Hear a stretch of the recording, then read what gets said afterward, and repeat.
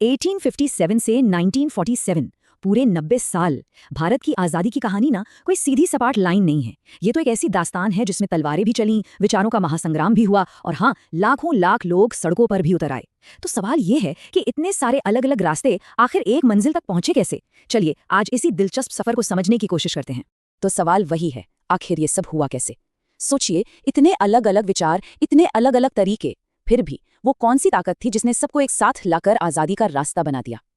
चलिए इस कहानी की एक एक परत को खोलकर देखते हैं। तो हमारी कहानी की शुरुआत होती है साल 1857 की उस पहली चिंगारी से।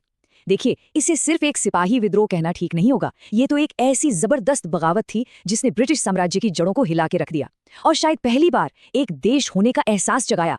अच्छा, अब इस बगावत की जो फौरी वजह थी वो बड़ी दिलचस्प है। हुआ ये कि आई एक नई एनफील्ड राइफल और उसके कारतूस को इस्तेमाल करने से पहले दांत से काटना पड़ता था। और फिर एक अफवाह फैली, बल्कि जंगल की आग की तरह फैल गई कि इन कारतूसों पर गाय और सुअर की चर्बी लगी है। अब ये सिर्फ एक कारतूस का मामला नहीं था, नहीं, ये तो उस गुस्से और शक का एक सिंबल बन गया जो सालों से, दशकों से अंदर ही अंदर सुलग रहा था। और बस इस चिंगारी को आग बनते देर ही कितनी लगी। 29 मार्च को बैरकपुर में मंगल पांडे ने आवाज उठाई, फिर 10 मई को मेरठ में सिपाहियों ने कर दी खुली बगावत।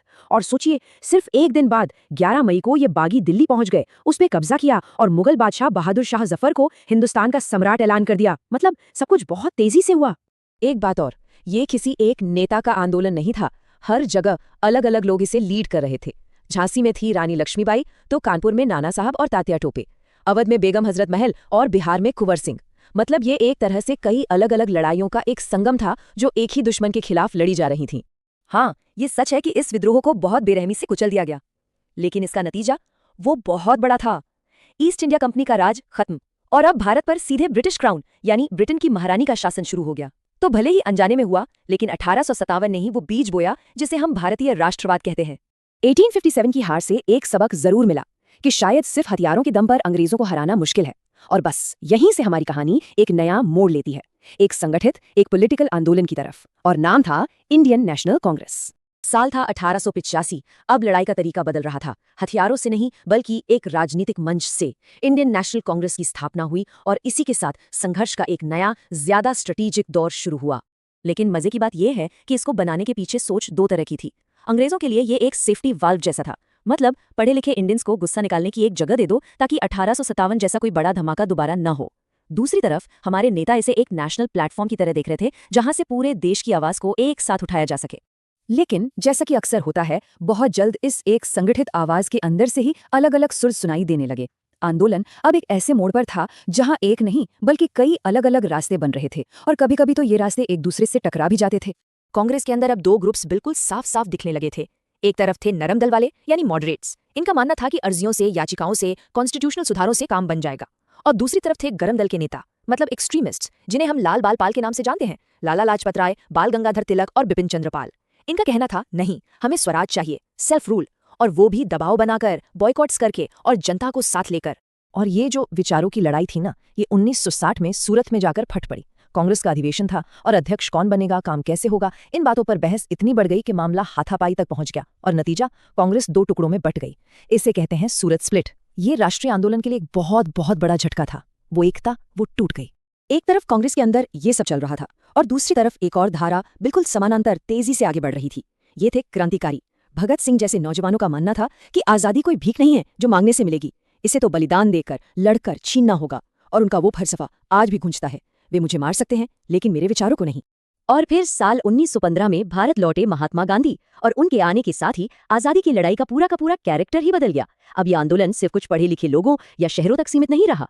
पहली बार ये सच में एक जन आंदोलन बना, जिसमें गांव-गांव, शहर-शहर के आम लोग जुड़ गए। गांधी जी का तरीका, उनका हथियार था सत्याग्रह, मतलब सत्य के लिए, सच के लिए डटे रहना बिना हिंसा के। और इसके दो सबसे बड़े एग्जाम्पल हमें देखने को मिले। पहला 1920 का असहयोग आंदोलन, मतलब नॉन कोऑपरेशन, जिसमें पूरे देश ने ब्रिटिश संस्थानों का बॉयकॉट किया। और दूसरा 1930 का सविनय अवज्ञा आंदोलन, यानी सिविल डिसोबीडियंस, जिसमें अन्याय भरे कानूनों को शांति से तोड़ा गया। जरा इस नंबर के बारे में सोचिए, 240 मील। ये वो दूरी है जो गांधी जी और उनके साथियों ने 1930 में पैदल चलकर तय की थी। दांडी मार्च, सिर्फ नमक पर लगे एक टैक्स का विरोध करने के लिए। ये एक छोटा सा कदम नहीं था, ये सिविल डिसोबीडियंस का एक इतना पावरफुल सिंबल बना कि पूरी दुनिया की नजरें भारत पर आ टिकलीं।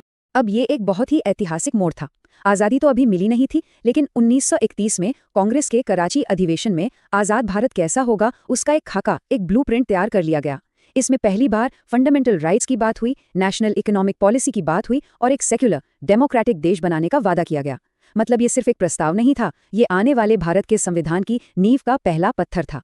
और अब हम पहुंचते हैं इस लंबे संघर्ष के आखिरी और शायद सबसे तीव्र दौर में।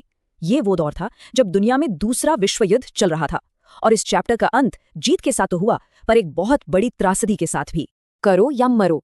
1942 में क्विट इंडिया मूवमेंट के दौरान गांधी जी का ये नारा पूरे देश में गूंज उठा। पर इसका मतलब हिंसा करना बिल्कुल नहीं था। इसका मतलब था कि बस अब बहुत हुआ, अब पीछे हटने का कोई सवाल ही नहीं उठता। या तो हम पूरी आजादी लेंगे या फिर इस कोशिश में अपनी जान दे देंगे। No turning back. इसके बाद तो जैसे सब कुछ बहुत तेजी से हुआ। 1942 में भारत छोड़ो आंदोलन शुरू हुआ। 1945 में वर्ल्ड वॉर II खत्म हो गया, जिसने ब्रिटिश साम्राज्य को तोड़ कर रख दिया था। 1946 में पावर ट्रांसफर की बातचीत शुरू हुई और फिर आई वो तारीख 15 अगस्त 1947। आज़ादी तो मिली, लेकिन देश के बंटवारे के गहरे जख्म के साथ। तो आखिर में हम क्या देखते हैं? भारत की आज़ादी किसी एक रास्ते, किसी एक इंसान या किसी एक सोच की देन नहीं थी। ये तो एक बड़ी नदी जैसी थी जिसमें कई छोटी बड़ी धाराएं आकर मिली। नरम दल की अर्जियों से लेकर क्रांतिकारियों के बलिदान तक, गांधी के सत्याग्रह से लेकर जन आंदोलनों तक, सबने मिलकर इसे मुमकिन बनाया। तो सवाल ये नहीं है कि कौन सा रास्ता सबसे सही था। असली सवाल तो ये है कि क्या इन सभी